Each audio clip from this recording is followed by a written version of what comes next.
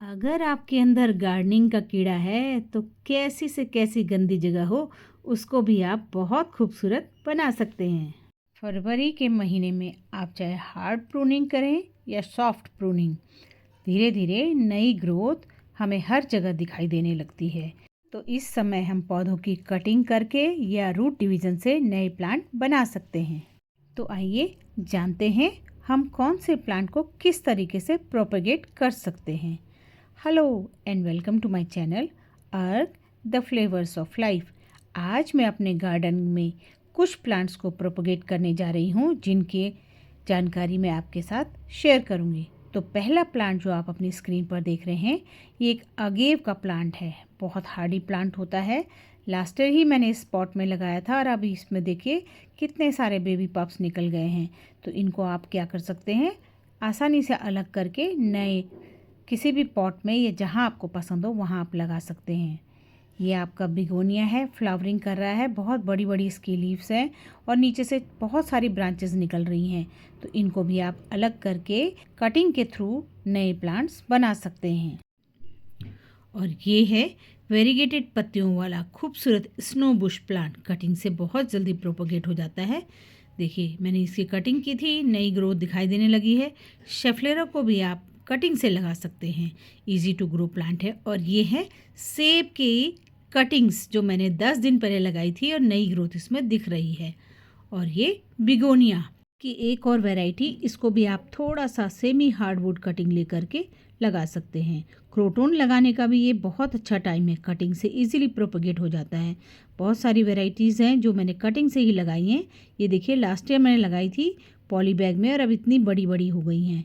आप भी चाहे तो इनको लगा सकते हैं। पीस लिली को आप रूट डिवीज़न मेथड से अलग कर सकते हैं। जैसे देखिए इसमें 3 से 4 प्लांट्स हैं, तो आप इसको निकालिए और इजीली इसको पानी में भिगा दीजिए और अलग कर दीजिए। उसके बाद आप इसे लगा सकते हैं। फिलोडेंड्रोन की भी कटिंग आप लगा सकते हैं। जैसे ये लंबा सा हो गया था तो इसको भी मैंने कट कर दिया है और इसको भी मैंने दूसरी जगह लगा दिया है। फ्लावर्स की ब्यूटी भी आप इंजॉय करती रहिए और साथ साथ टाइम टू टाइम इनमें फर्टिलाइज़र भी डालते रहिए ताकि हमारे इस समय फूल भी अच्छे से खिलते रहें। अभी तो शुरुआत है, धीरे धीरे और फूल खिलने लगेंगे। ड्रेसिना की कटिंग भी आप लगा सकते हैं। ये लगभग 6 फुट से ज़्यादा हो गया था तो मैंने इसको कट कर दिया और कुछ पोर्शन में इसका पानी में प्रोपोगेट करूँगी। एक यहाँ से कट लगाएंगे और एक कट यहाँ से, थोड़ा सा 45 डिग्री के एंगल में। और ऊपर वाले पोर्शन को मैं पानी में प्रोपोगेट करूँगी और नीचे वाले पोर्शन को मैं मिट्टी में लगा दूंगी। उसके लिए आप सॉइल जब बनाएं तो उसमें सैंड की क्वांटिटी ज़्यादा से ज़्यादा रखें। 60% कम से कम आपको सैंड रखनी है और 40% गार्डन सॉइल रख लीजिए। थोड़ा सा आप उसमें नीम खली या फिर फंजीसाइड मिला दीजिए ताकि फंगल इन्फेक्शन ना हो। इसी तरह इसको भी मैंने बुशी बनाना है। ये है आपका ऑरेलिया, इसको भी आप कटिंग से आसानी से लगा सकते हैं। नीचे की लीव्स को हटा दीजिए और नीचे आप एलोवेरा जेल लगा दीजिए या फिर कोई रूटिंग हार्मोन और कुछ ही दिन में आपको इसको ऊपर से नई ग्रोथ दिखाई देगी। साथ ही मैंने कुछ ये लिसियंथस की कटिंग्स भी लगाई हैं। ये फ्लावर कुछ इस तरह का मेरे यहाँ खिला था।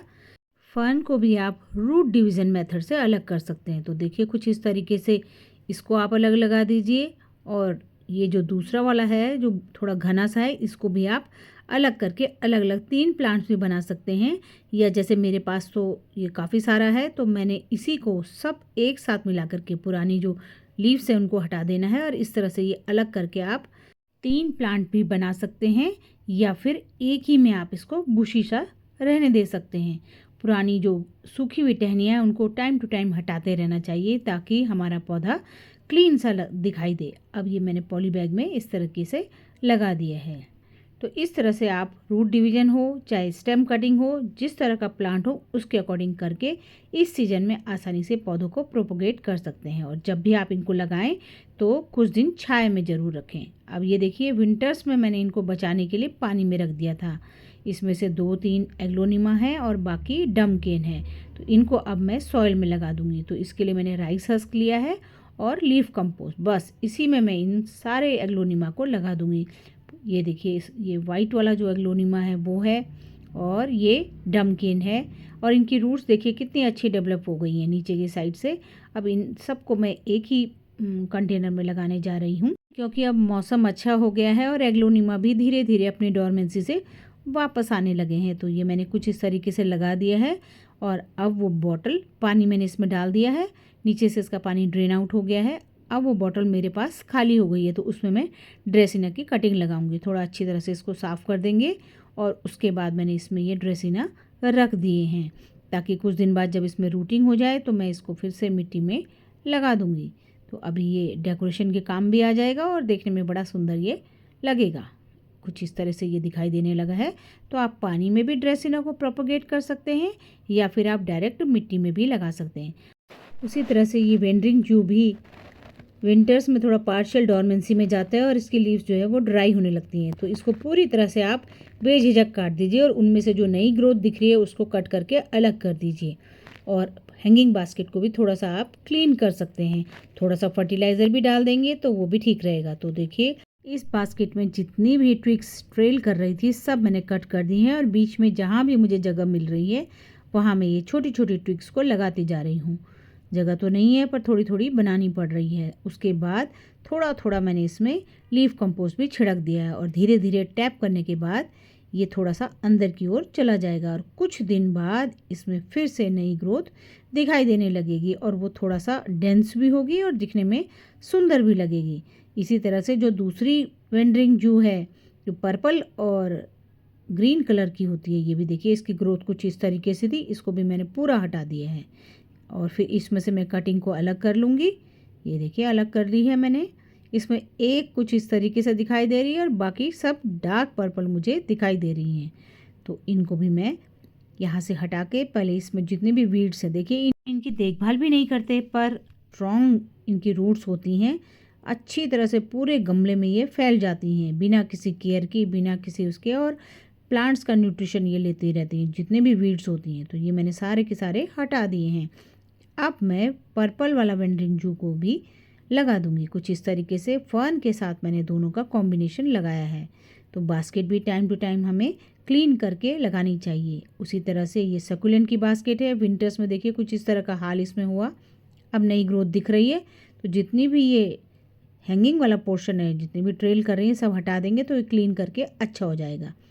उसी तरह से ये आपका क्रीपिंग चार्ली नीचे की तरफ थोड़ा सा अच्छा नहीं दिख रहा है, तो इन सब को मैं कट करके हटा रही हूँ और इसको मैं कहीं और लगा दूँगी। कुछ इस तरह से देखिए नई ग्रोथ अंदर से डार्क ग्रीन हमें दिख रही है।